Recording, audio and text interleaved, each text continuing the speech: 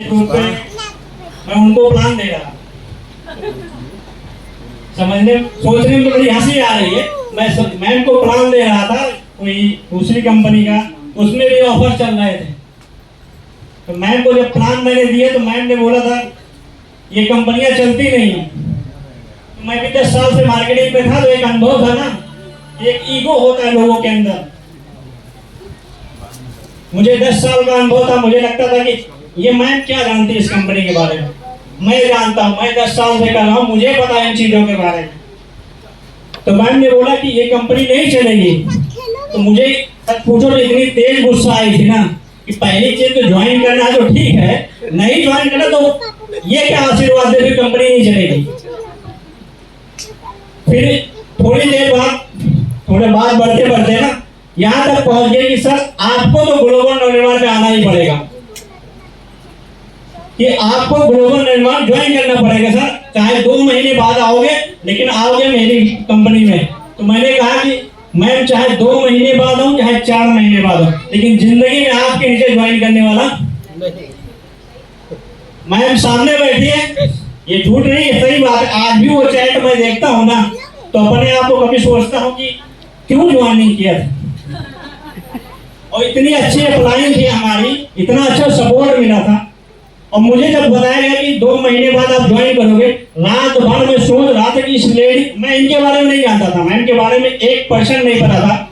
मुझे लगता था ना कि कोई होंगे ना, तो मैंने सर मैम की प्रोफाइल देखी थी ना, कुछ नहीं देखा था, बस बोल दिया था कि चलिए ठीक है देखते हैं। लेकिन जिंदगी में मैं आपसे ही कह रहा हूँ कि मैं जिंदगी में आपके नीचे ज्वाइन करने वाला नहीं हूँ। ये मैंने सामने मैम को बोला था, ज्यादा तो नहीं कहते। सुबह हमको लगता शायद मैम को मैंने मैसेज किया मुझे ज्वाइन करना है। मैम ने बोला था 2 महीने बाद, और मुझे लगता है 2 घंटे बाद मेरा डिसीजन आ गया था। सोचने वाली बात ये थी, जब मैम के मैंने प्रोफाइल देखी ना, प्रोफाइल में उस दिन मैम ने शायद 80,000 का विड्रॉल मारा था। कितने का? तो मुझे लगा, पहले ये सोचा था 500 रुपए में क्या होगा, लेकिन 500 रुपए में 80,000 का विड्रॉल, मुझे लगता कुछ तो बात है इस मैम के अंदर। एक बार बात करते हैं। बात किया मैम, फिर भी थोड़ा सा डाउट था कि 5 रुपए वाली कंपनी चलेगी नहीं। शायद सबके दिमाग में चलता है, ये मेरे दिमाग में भी था, कुछ नहीं हो सकता 5 रुपए। तो मुझे 20 से 25 दिन लगे इस कंपनी को काम को शुरुआत करने में। आगे पीछे हो रहा था, मैसेज मैम कभी कभी कर देती थी, कभी लिंक भेज देती थी जूम का, लेकिन मैं देखने वालों में से नहीं था। मतलब एक दिमाग में था ना कि 10 साल हुए हैं, 5 रुपए में क्या हो सकता है। लेकिन एक मैम की मीटिंग चल रही थी, प्रियंका मैम ने शायद शेयरिंग को उस दिन रो रही थी, इनका शायद सिल्वर प्रमोशन हुआ था, तो उस दिन रो रही थी। तो मुझे लगा कि अब बताइए ये अगर बन सकती हैं तो मेरे पास 10 साल का एक्सपीरियंस है। कितने का? 10 साल का एक्सपीरियंस है, मैं भी कर सकता हूँ। मुझे नहीं लगा कैसे होगा, लेकिन मैं देखा कुछ लेडी ने वहां पे, एक लोग राजस्थान की थी, उन्होंने शेयरिंग की कि मैं घर से बाहर नहीं निकलूं, और फिर भी 70-75 हजार रुपए कमाए हो। तो मैं तो बाहर में फील्ड में दौड़ने वाला इंसान था, पीछे बैग लेके प्रोडक्ट लेके घर घर डेमो करने वाला इंसान था, लेकिन मुझे नहीं पता था कि मोबाइल से भी पैसे आते हैं। और शायद ज्यादातर लोगों को नहीं पता मोबाइल से पैसे कैसे आते हैं, मुझे भी नहीं पता था। फर्स्ट टाइम मेरे लिए ऑनलाइन है, और जब किसी के लिए फर्स्ट टाइम होता है तो ज्यादातर विचार होते हैं नेगेटिव, ये चीजें फ्रॉड होती हैं। लेकिन मैं किसी भी तरीके सोचा समझा नहीं, एक बार करके देख लेते हैं। तो आज से लगभग हमको लगता है अब टोटल 25 दिन को निकाल देते हैं, जिसमें मैं आगे पीछे हो रहा था उसको छोड़ दीजिए। वर्किंग डे मेरा शायद 41 दिन हो गया मुझे वर्किंग डे करते हुए। 41 दिन में बहुत छोटी इनकम कमाई है, और छोटी इनकम कितनी? 30,000 रुपए। कितना? जो इंसान सोचता था कि जिंदगी में सब कुछ करूंगा लेकिन ग्लोबल निर्माण में सानवी मैम के साथ नहीं काम करूंगा, आज वही मेरी अप्लाई है। सबसे बड़ी बात यही है। तो कभी कभी लाइफ में जो होना होता है ना, वो होके रहता है, वो लिखित होता है कि आपको कब किससे मिलना है, क्यों मिलना है, ये आपके लिए भगवान पहले से प्लानिंग कर देता है। नहीं, इससे पहले मैं अदर कंपनी में काम किया हूँ, मेरा हाईएस्ट पे आउट 93,000 गया है। लॉकडाउन के पहले लगभग नेटवर्क मार्केटिंग से 10 लाख रुपए कमाया हूँ। कुछ लोग हैं गंवार, जिसमें बहुत बहुत सारे लोग हैं, 2-4 लोग जो मेरे डाउनलाइन थे आज इस कंपनी में हैं।